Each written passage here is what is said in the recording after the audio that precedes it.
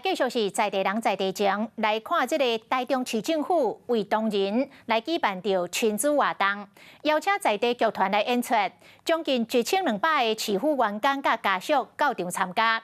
真侪小朋友拢是第一届到市政府，看到爸爸妈妈上班的环境，拢感觉真神奇。 有奖品，囡仔受前要抢，但为了促进亲子关系，台中市政府即天为市府同仁办亲子活动，并且邀请出名的剧团伴手红帽，现场的气氛真热闹。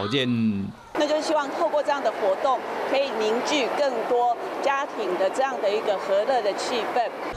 除了剧团的演出，也有乌米嘛、小红帽等等出名的放假角色，甲这大细汉囡仔做伙翕相。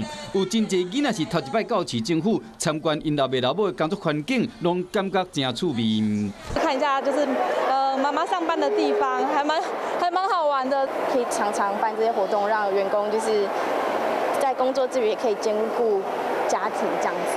这个活动吸引千外亲子参加，市政府表示讲，希望讲会使打造友善的托育环境，减轻家长幼囝的负担。Hello， 我是陈雅玲。想要抢先掌握最及时的新闻资讯吗？赶快订阅、按赞、开启小铃铛，锁定华视新闻 YouTube 频道。